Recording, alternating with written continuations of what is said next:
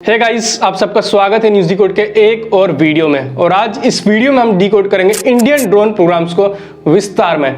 लेकिन उससे पहले ये जान लेते हैं कि क्यों एक ऐसा देश जो कि खुद का मेन बैटल टैंक जैसे कि अर्जुन मार्क 1 और अर्जुन मार्क 1A बना सकता है, एक ऐसा देश जो खुद का एक डेडिकेटेड अटैक हेलीकॉप्टर LCH बना सकता है, एक ऐसा देश जो खुद का 4th generation combat aircraft LCA तेजस बना सकता है, और एक ऐसा देश जो कि बड़ा और कॉम्प्लेक्स सिस्टम जैसे कि Kamorta class corvette, Shivalik class frigates, nuclear powered ballistic missile submarine, 7500 tons का विशाखापट्टनम क्लास डिस्ट्रॉयर और यहाँ तक कि एक 40,000 टन का एयरक्राफ्ट कैरियर बना सकता है। उस देश में अभी तक एक ड्रोन प्रोग्राम इतना सक्सेसफुल क्यों नहीं है? और आपको सुन के ये काफी अजीब लग रहा होगा, लेकिन इसका दो मेन रीजन है कि क्यों इंडिया आज के टाइम पे ड्रोन टेक्नोलॉजीज के मामले में थोड़ा सा पीछे है। पहला मेन रीजन ये है कि हमारा जो प्राइमरी फोकस था वो था मिसाइल टेक्नोलॉजीज पे, और ये मैं नहीं कह रहा हूँ, ये स्टेटमेंट है डॉक्टर S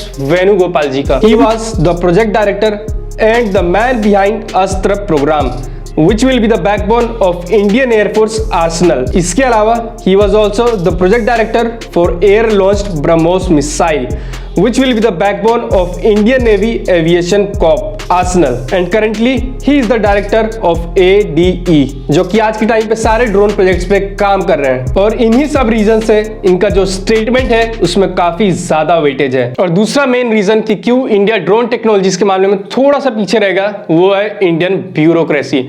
शायद आप में से बहुत लोग को नहीं पता होगा, लेकिन इंडिया ने अपना फर्स्ट इंडिजिनस ड्रोन निशांत 1996 में ही बना लिया था, जब बहुत सारी कंट्रीज को ड्रोन का D भी नहीं पता था। और ये उसका फर्स्ट फ्लाइट का वीडियो है बैक इन 1996। इनफैक्ट इस UAV को डिप्लॉय भी किया गया था जम्मू कश्मीर में कुछ समय के लिए, लेकिन उसके बाद इस सिस्टम का मास प्रोडक्शन करने की जगह हमने अपना रिक्वायरमेंट चेंज कर दिया और गोल पोस्ट शिफ्ट कर दिया। फिर हमने बनाया रुस्तम 1, जो कि अपना फर्स्ट फ्लाइट लेता है 2009 में, यानी कि आज से लगभग 12 साल पहले। लेकिन उसके साथ भी निशांत जैसा ही हाल होता है, और एक बार फिर से हम अपना रिक्वायरमेंट चेंज करते हैं और गोल पोस्ट फिर से शिफ्ट कर देते हैं। और इससे हुआ ये कि एक ड्रोन मैन्युफैक्चरिंग का इकोसिस्टम इंडिया में कभी क्रिएट ही नहीं हो पाया। और वहीं टर्की जैसा देश जो कि इंडिया से 10-15 साल बाद स्टार्ट करता है, वो भी इस सेक्टर में इंडिया से आगे निकल जाता है, क्योंकि वो एक मास प्रोडक्शन में डालते हैं और उससे वहां पे एक ड्रोन मैन्युफैक्चरिंग का इकोसिस्टम क्रिएट होता है। लेकिन गुड न्यूज ये है कि अब इंडिया का फोकस आ चुका है ड्रोन सेक्टर पे,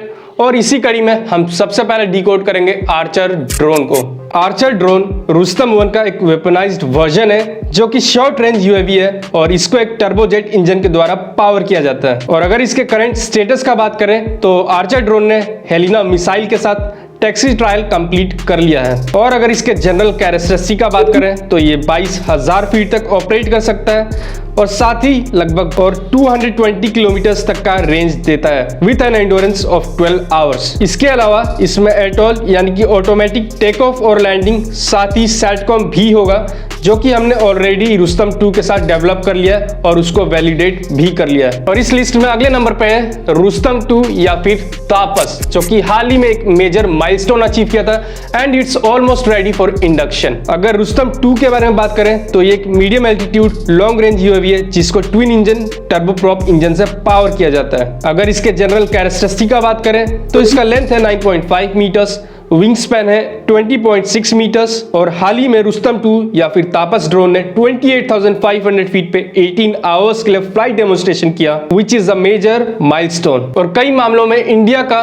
तापस टर्की के बायरेक्टर या फिर रशिया के ओरायनी से सुपीरियर है। आप इस टेबल में एक ब्रीफ कंपैरिजन देख सकते हैं बिटवीन रुस्तम 2, ओरायनी एंड बायरेक्टर, और आप देख सकते हैं कि रुस्तम 2 इन दोनों ड्रोन से कई मामले में सुपीरियर है। इनफैक्ट अगर आप एंडुरेंस वाले फैक्टर को बाहर कर दें तो बाकी सारे फैक्टर्स में रुस्तम 2 सुपीरियर निकल के आएगा। और इस लिस्ट में अगले नंबर पे है स्विफ्ट UCAV, जिसने पिछले साल ही टैक्सी ट्रायल स्टार्ट किया था, और ये एक हाईली क्लासिफाइड प्रोजेक्ट है। लेकिन जो इन्फॉर्मेशन पब्लिक डोमेन में अवेलेबल है उसके हिसाब से इसको टेस्ट बेड की तरह यूज किया जाएगा फॉर घातक प्रोजेक्ट, जैसा कि हम आज के टाइम पे LCA तेजस के नावल वेरिएंट को यूज कर रहे हैं as a test bed for TEDBF project. और स्विफ्ट यूकेएफ प्रोजेक्ट एकदम सिमिलर है न्यूरॉन यूकेएफ प्रोजेक्ट से। अगर इसके जनरल कैरेक्टरिस्टिक का बात करें तो इसका लेंथ है 13 फीट और विंग स्पैन है 16 फीट और ये एक 1 टन का यूकेएफ है जिसमें फिलहाल के लिए एनपीओ का सैटर्न टर्बोफैन इंजन लगा है। और इस लिस्ट में अगले नंबर पे है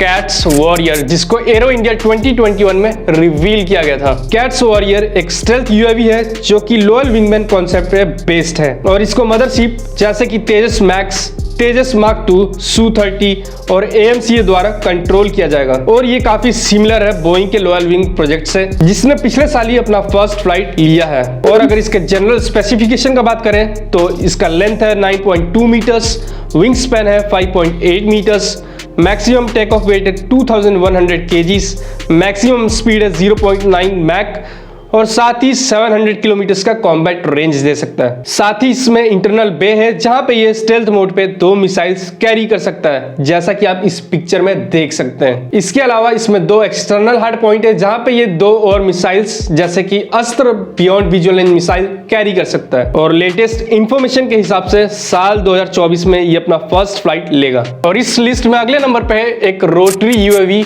RUAV 200 और इसको मेनली यूज किया जाएगा लॉजिस्टिक पर्पस के लिए, specially in hostile and difficult terrains like Ladakh. और इसको फ्यूचर में आम भी किया जा सकेगा। और अगर इसके जनरल स्पेसिफिकेशन का बात करें, इसका मैक्सिमम टेक ऑफ वेट है 200 केजीज, स्पीड है 100 kilometre per hour, maximum range है 100 किलोमीटर्स, सर्विस सीलिंग 6000 मीटर्स और साथ ही 3 घंटे का इंड्योरेंस देगा। और इस लिस्ट में अगले नंबर पे है आइडिया फोर्ज का स्विच। और इस वीडियो में इसको इंक्लूड करना बहुत जरूरी था क्योंकि ये यूएवी बनाया गया है एक प्राइवेट प्लेयर के द्वारा जो कि एक स्टार्टअप है। और इंटरेस्टिंग बात ये है कि गवर्नमेंट ने ऑलरेडी 200 के नंबर में इनका ऑर्डर भी दे दिया है और आइडिया फोर्ज के प्रेस रिलीज के हिसाब से ये यूएवीज ऑलरेडी डिलीवर भी हो चुके हैं। तो इस वीडियो में इतना ही गाइस, आशा करता हूं आपको ये वीडियो अच्छा लगा होगा और इन्फॉर्मेटिव लगा होगा। अगर लगा तो do like and subscribe the channel, it motivates me a lot.